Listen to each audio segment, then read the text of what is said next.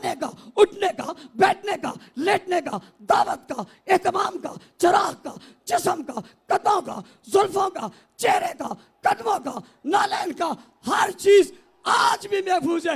پوری دنیا میں اتنی کسی کی عظمت محفوظ نہیں جتنی حضور کی محفوظ ہے۔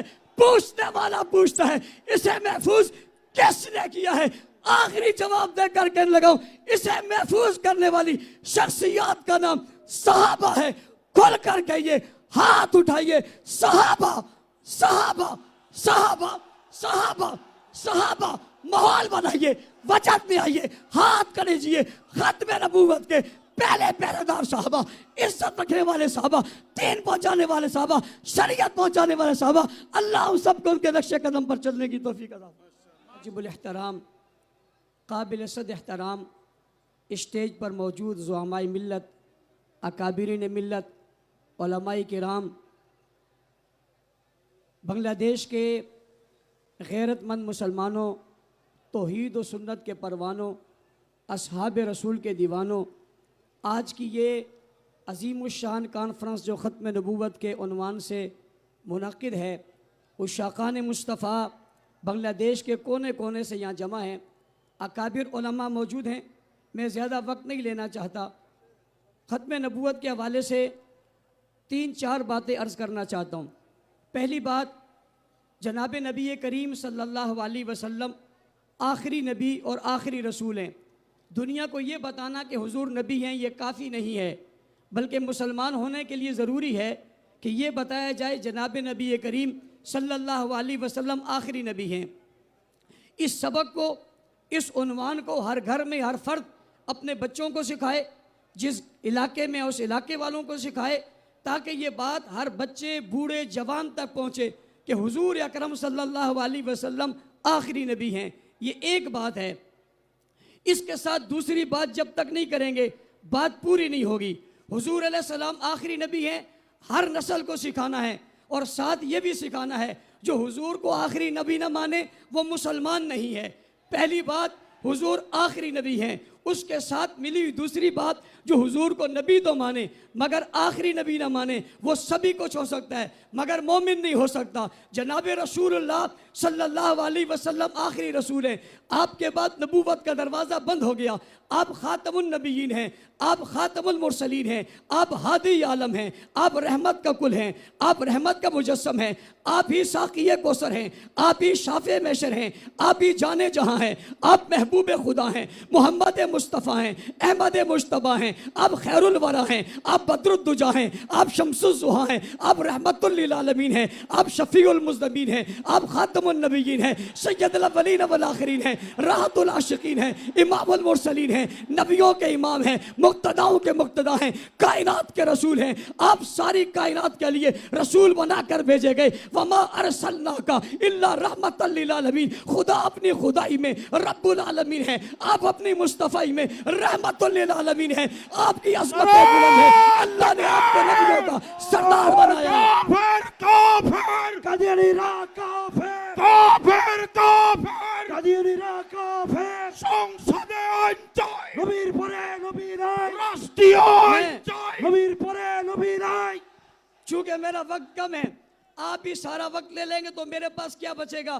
بس اتنی سی بات سے بڑی خوشی ہو رہی ہے کہ کافر کافر کا نعرہ لگ رہا ہے، اور اکابرین سارے بیٹھے ہوئے۔ پتہ چلا کافر کافر کا نعرہ لگنا چاہیے جب ضرورت پڑے۔ کہو سبحان اللہ۔ جناب من، مجھے ایک ساتھی یہاں کہہ رہے تھے کہ آپ نے کافر کافر قادیانی کہنا ہے۔ میں نے کہا میں جیسے ہی کافر کافر کہوں گا سامنے والا کوئی کچھ اور کہہ دے گا، پھر آپ کہیں گے اس نے نئی بحث شروع کر دی۔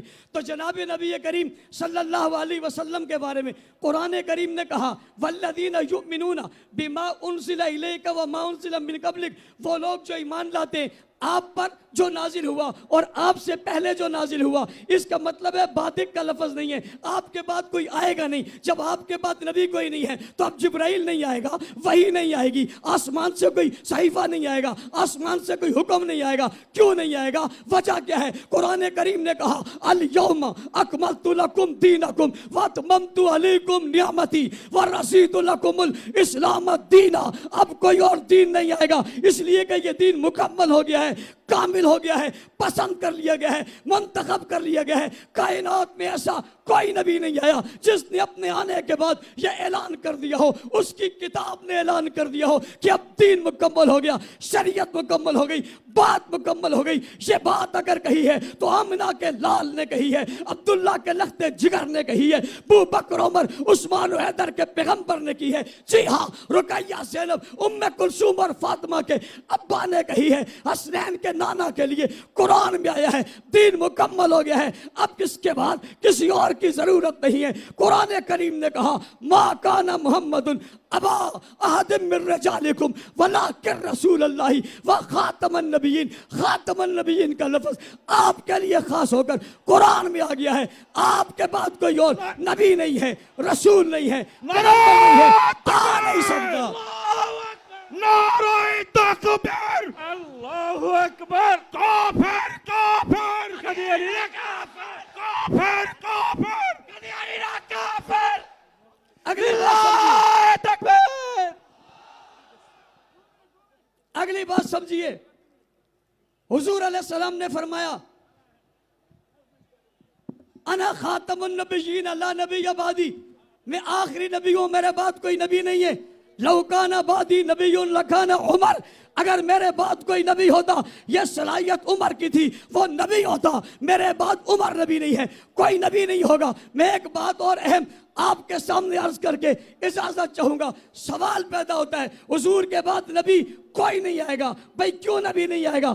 پہلے نبیوں کے بعد نبی آئے ہیں، اس نبی کے بعد نبی کوئی نہیں آئے گا، اس رسول کے بعد رسول کیوں نہیں آئے گا، اس پیغمبر کے بعد پیغمبر کیوں نہیں آئے گا؟ بنگلہ دیش کے لوگوں میری بات کو نوٹ کر لینا، ایک نئے انداز سے آپ کو ختم نبوت کا عنوان سمجھانے لگا ہوں۔ کوئی نبی نہیں آئے گا، کیوں نہیں آئے گا کہ اب نبی کی ضرورت ہی باقی نہیں ہے۔ بھائی نبی تو تب آتا ہے جب نبی کی ضرورت ہوتی ہے۔ ضرورت کب ہوتی ہے؟ جب دین مٹ جاتا ہے، شریعت مٹ جاتی ہے، توحید کی بات ختم ہو جاتی ہے، رسالت کی بات ختم ہو جاتی ہے، سچائی والا کوئی نہیں رہتا، حق والا کوئی نہیں رہتا، اس پر اترنے والی کتاب محفوظ نہیں رہتی، اس کی بات پوری نہیں رہتی۔ پھر نیا نبی آتے ہیں، اور بابا میرے نبی کے جانے کے بعد تو کوئی چیز مٹی ہی نہیں ہے، بلکہ حضور پر اتری ہوئی ہر چیز محفوظ ہوتی گئی، بڑھتی چلی گئی، پھیلتی چلی گئی۔ جب حضور تھے تو 9 لاکھ مربع میل پہ اسلام کی بات تھی، پہلے خلیفہ آئے تو 11 لاکھ، دوسرے آئے تو 22 لاکھ، تیسرے آئے تو 44 لاکھ، چوتھے آئے تو بات 44 لاکھ پہ رہی۔ آگے چلتے چلتے ایک وقت آیا جب 64 لاکھ 65,000 مربع میل پر اسلام کا پرچم لہرا کر ختم نبوت کے تحفظ کی بات ہو رہی تھی۔ دنیا کو بتایا جا رہا تھا نبی کے آنے کے بعد اس کا دین بڑھتا چلا جا رہا ہے۔ حضور کی ختم نبوت کے منکرو اعلان سن لو، 64 لاکھ 65,000 مربع میل اس وقت کا سب سے زیادہ رقبہ تھا جو فتح کر کے ختم نبوت کی مثال دیا گیا۔ اگلی بات کرتا ہوں، نبیوں کی ایک ہے عادات، ایک ہے عبادات، باقی نبیوں کی پوری عبادات بھی موجود نہیں ہے، لیکن سرور کونین کی عبادات بھی موجود ہے، عادات بھی موجود ہے۔ بچپن کا ذکر بھی ہے، لڑکپن کا ذکر بھی ہے، جوانی کا ذکر بھی ہے، شباب کا ذکر بھی ہے، کمال کا ذکر بھی ہے، روح کا ذکر بھی ہے، اولاد کا ذکر بھی ہے، خاندان کا ذکر بھی ہے، قبیلے کا ذکر بھی ہے، جنت کا ذکر بھی ہے، دولت کا ذکر بھی ہے، شہرت کا ذکر بھی ہے، کلمے کا ذکر بھی ہے۔ بھئی سونے کا، کھانے کا، اٹھنے کا، بیٹھنے کا، لیٹنے کا، دعوت کا، اہتمام کا، چراغ کا، جسم کا، قدموں کا، زلفوں کا، چہرے کا، قدموں کا، نالین کا، ہر چیز آج بھی محفوظ ہے۔ پورے دنیا میں اتنی کسی کی عظمت محفوظ نہیں جتنی حضور کی محفوظ ہے۔ پوچھنے والا پوچھتا ہے اسے محفوظ کس نے کیا ہے؟ آخری جواب دے کر کہنے لگا ہوں، اسے محفوظ کرنے والی شخصیات کا نام صحابہ ہے۔ کھل کر کہیے، ہاتھ اٹھائیے، صحابہ صحابہ صحابہ صحابہ صحابہ، ماحول بنائیے، وجد میں آئیے، ہاتھ کریجئے۔ ختم نبوت کے پہلے پہرے دار صحابہ، عزت رکھنے والے صحابہ، دین پہنچانے والے صحابہ، شریعت پہنچانے والے صحابہ، اللہ ہم سب کو ان کے نقش قدم پر چلنے کی توفیق عطا فرمائے۔ ماشاءاللہ، جزاک اللہ۔